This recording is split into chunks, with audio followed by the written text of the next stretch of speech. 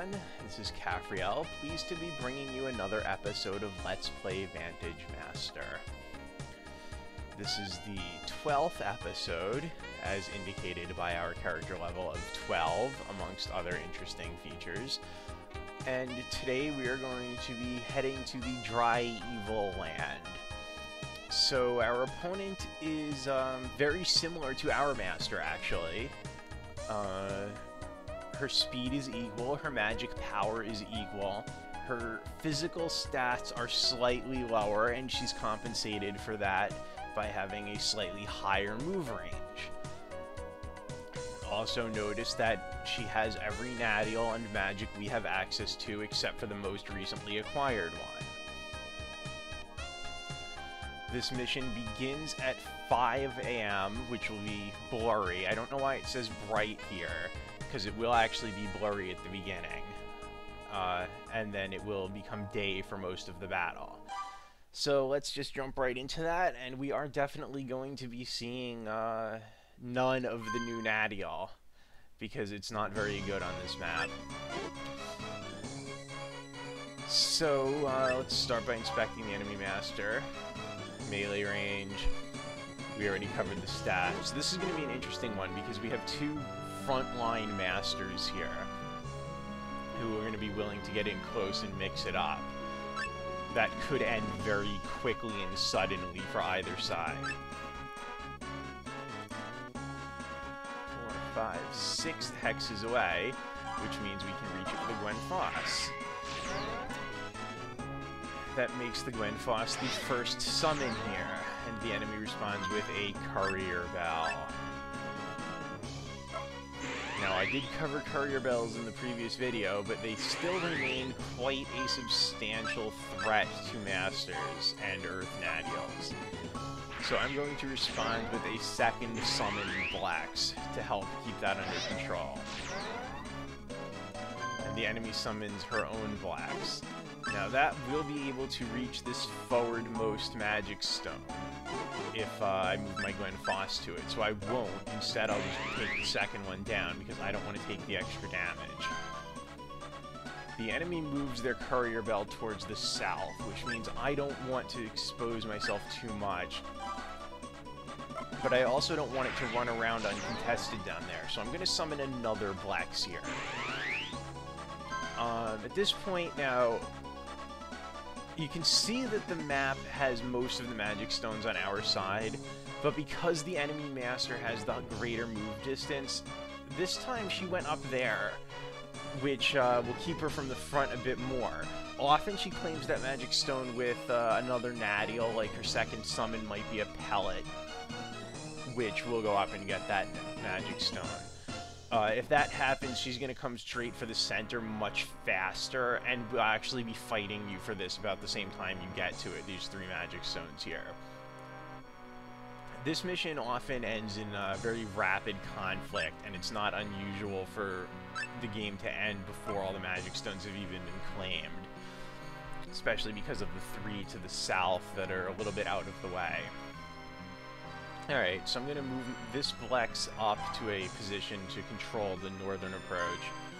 And my Gwen Foss is just going to head south to grab that next magic stone down there. After that, it's going to try to jump across these 3 peninsulas and end up in the south rightmost magic stone. It's going to take it a little while to do that, but it will grab those magic stones from the enemy eventually and maybe draw off some forces.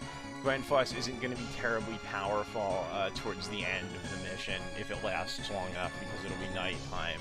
But if necessary, it will be able to swing up at any time to get involved in the battle. Alright, so now we've got a Blex coming in towards the center, and an enemy Courier Bell that can hit us from almost anywhere, which is ugly. Also, note that all this stuff is Poisonous Swamp. This is the next map that has a lot of Poison Swamp, and we want to stay out of that. And we want to keep our nadials out of that, too. So I am going to take a slight risk with my master here and move forwards to summon a Zamelpen, which will hopefully keep the enemy Blacks from advancing. And let's see what my Blex can do. Yeah, so my Blex is going to move down and hit that Courier Bell. And I do want to position it such that if it moves across, I'm going to be able to hit it again, which is why I'm not going to go all the way to the far side there.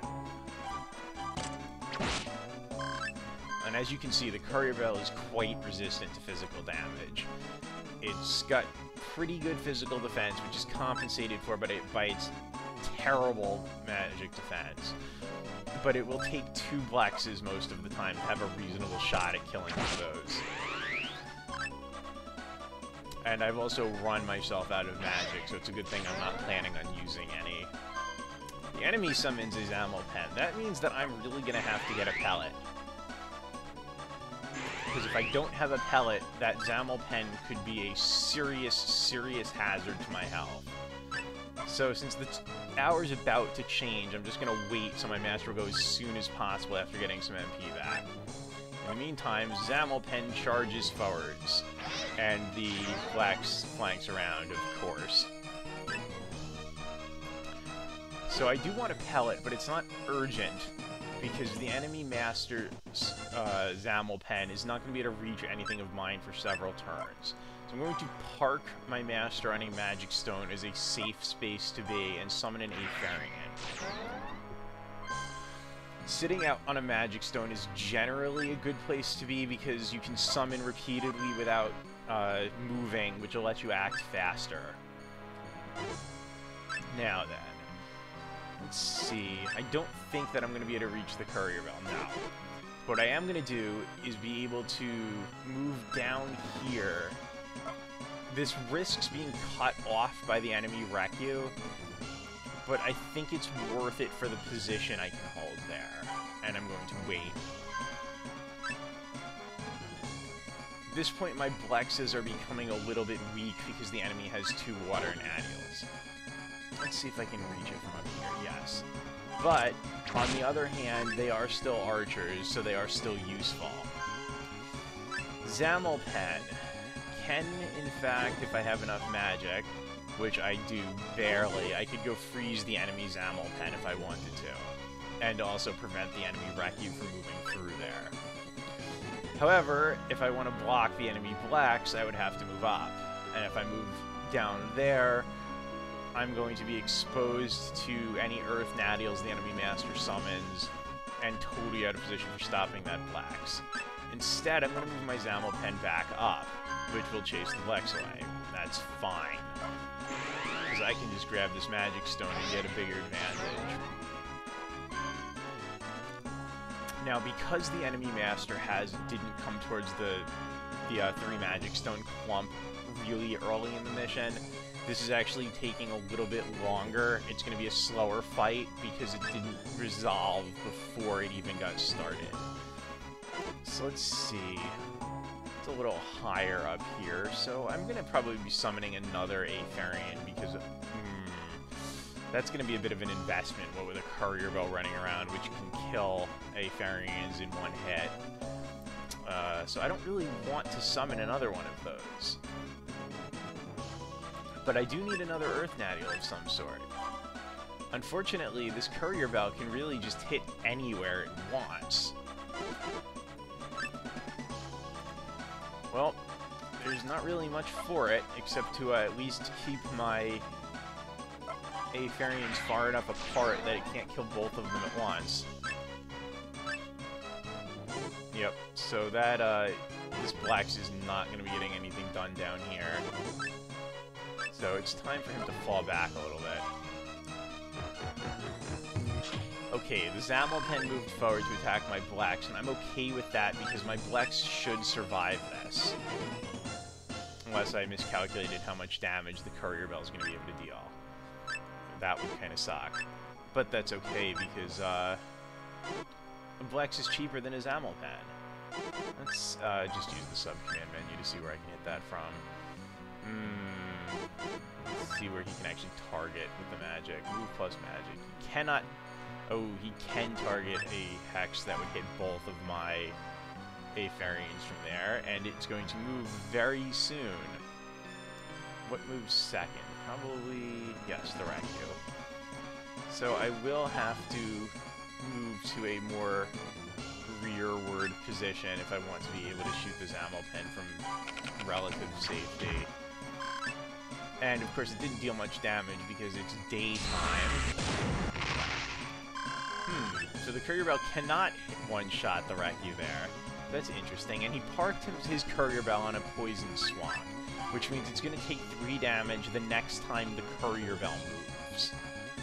I can use that. I'm not going to move my blacks. Instead, I'm just going to take a shot from that position. And my other blacks will get the shot to finish it off if necessary.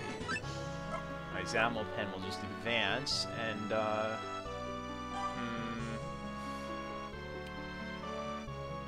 well, let's see if the Dialma is going to be able to heal it. Moving range, yes it will. So I will deal the extra damage with my Zammo Pen here.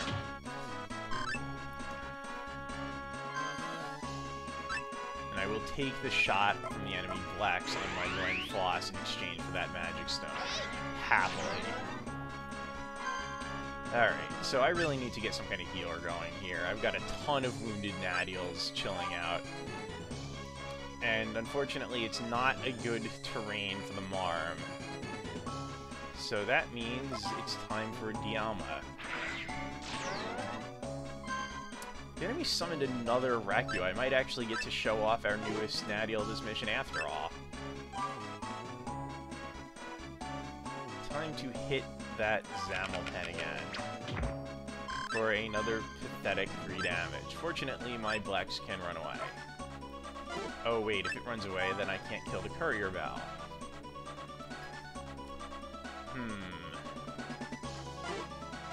What a conundrum. Move plus...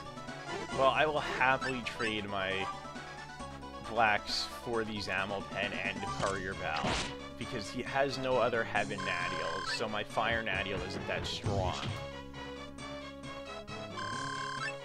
And Zammo Pens are annoying. I'm going to need to pick up that pellet soon at this rate. Let's see... Worth it for the extra damage on the enemy blacks? Sure. Alright. Enemy Blex doesn't move for a while. I do want to stay out of range of the enemy Master, though. Move plus attack. Nope, she'll be able to hit me no matter where I go, so I just have to stay out of range of that Recu so it can't finish me off. And what I'll be doing is jumping across to that last Magic Stone. Alright, it's pellet time. Gotta just suck it up and summon the pellet.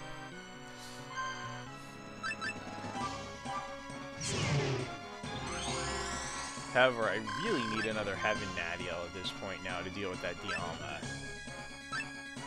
But my Zammo Pen can go park himself on the Magic Stone surrounded by Poison Swamp, which is going to be very hard for him to evict me from.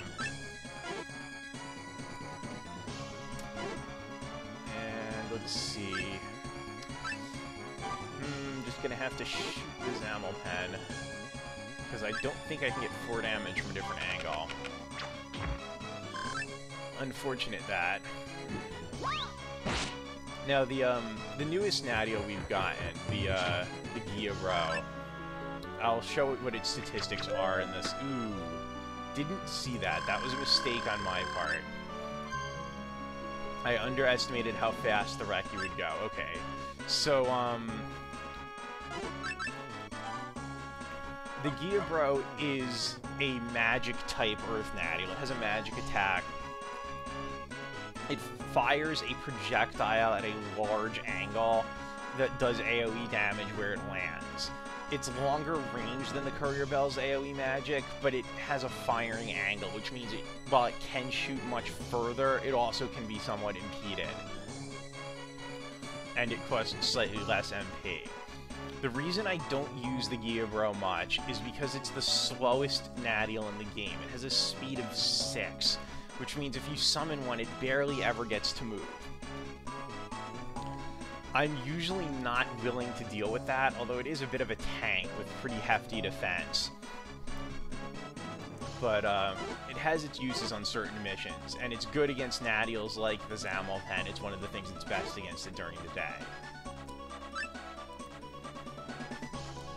However, what I'm going to summon next is going to be a Courier Bell, and I'm going to summon without moving.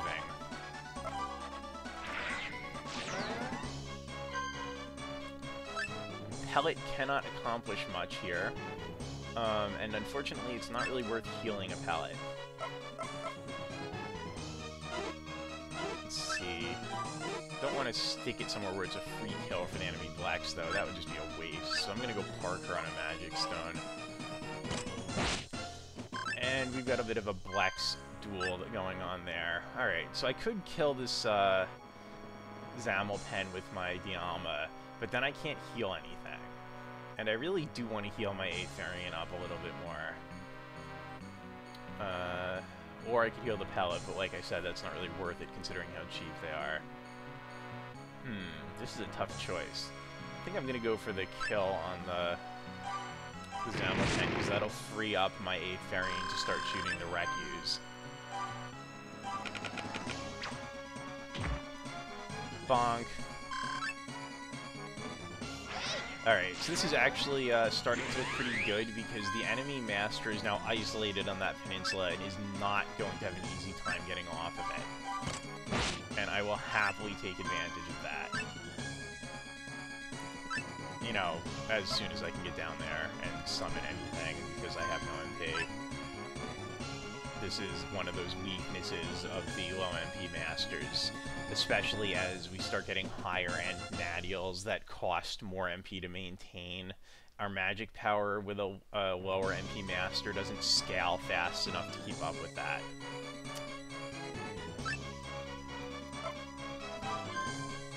Let's see, Zamelpen cannot really get much done here.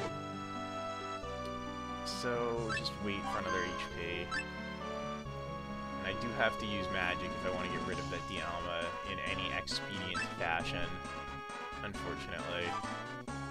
And yes, I know I'm making it a target for the blacks, but it should be okay. It won't die in one hit, it's in the prairie. And very nicely, the enemy has 2 Water Nadials. And I happen to have 2 Aetherian in the neighborhood. Which means that not only are they going to be good against the enemy Nadials, but they're also going to be able to hit the enemy Master. I do like that. Okay, so that Dialma is potentially going to become a bit of a problem, because it will be able to start stealing my Magic Stones if I don't pin it in somehow. Let's see, what do I want here? It's still solidly daytime. Another Zamelpen is overkill. You know what? I will summon the Gyavro. There's a chance it'll get to move. It's going to encourage the enemy to summon another Heaven Nadial, given how many Earth Nadials I have on the field right now. That moves 8th. Alright. So I am going to be able to... So what I'm going to do is, by putting my Pellet here on this Magic Stone, I pinned the Dialma to a much smaller area. And then my Dialma, which actually probably won't even be the damage to the back, right, can now block. Alright, there goes one Aetherian, which I'm okay with actually, because that lets my blacks get a really nice shot from the back here, which might do 3, yes, and kill it. Let's see if a Pellet can damage it. Little bit. Well, it's something. It's certainly not going to outpace the healing, but the important thing is to keep it from stealing my Magic Stones. Alright, so with no melee enemies or allies here, my Master is going to lead the charge. Zamelpen will creep forward. Alright, so this is what the Gyavro can do. And it's not going to be terribly effective on the Marmay, because Marmay has high magic defense, but it will kill it, I hope. Yeah, because Marmay is a Night type. So that's the Gyavro's grenade. It is what it is. It's nothing amazing, but it gets the job done.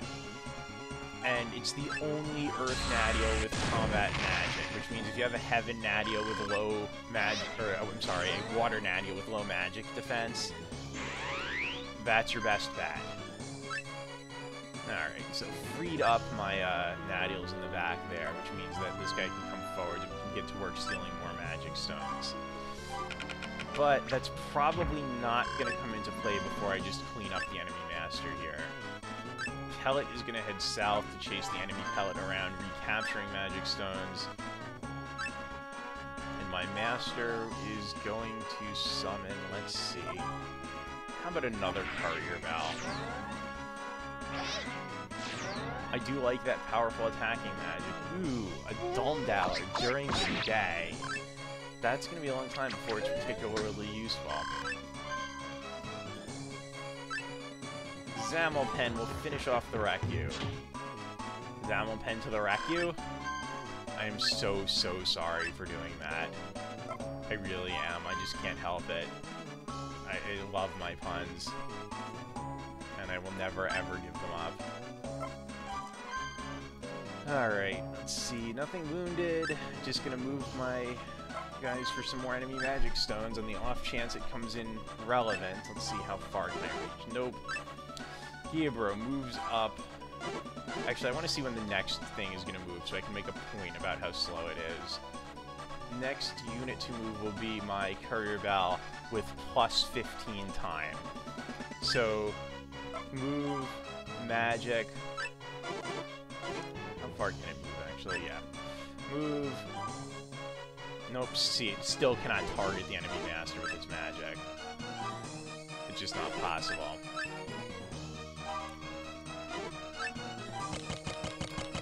And now we're going to add 15 to its delay to see how long it actually takes a Giabro to recover. It takes 90 minutes, an hour and a half for Giabro to recover from acting if it both moves and acts. Remember, a Zamelpen adds 120 minutes with paralysis. The Giabro is almost paralyzing itself when it acts. It's, oopsie, I ran out of MP. It's a bit rough.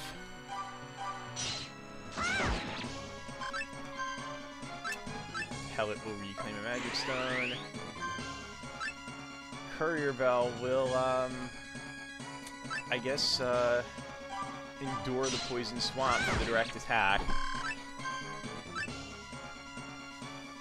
Not much my master can do at the moment, and there's no point in summoning anything.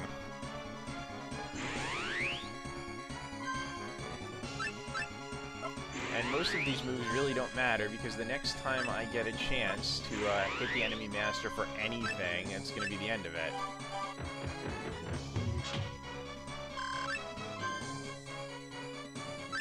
Let's see if I can reach with this. I sure can, and I don't even have to move. But it didn't do enough damage. That's sad. That makes me a sad Caphriel.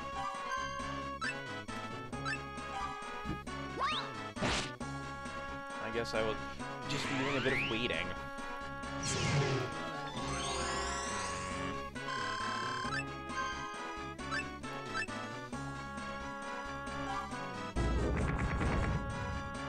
Oh. Well, that drags things out a little bit. Alright. The other Courier Bell to the rescue. Ooh, can't reach. Time for the Pellet to go off reclaiming magic stones again. But I'll just do something almost suicidally insane and just kill it with my master from a Poison Swamp.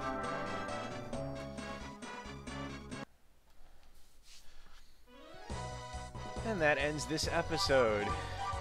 We get another point of magic power, and the first of 2 spells, master spells. We'll get the other one in the next mission. This one will raise the water level, and the next one will lower the water level. I might use this once or twice in the next mission, and I will make a point of using them at least once each to show them off. And I'll discuss water level changes once I have both of them, so look forwards to that. That's the end of this episode, and thank you very much for watching it. I hope you enjoyed it. This is Caphriel signing off. Have a good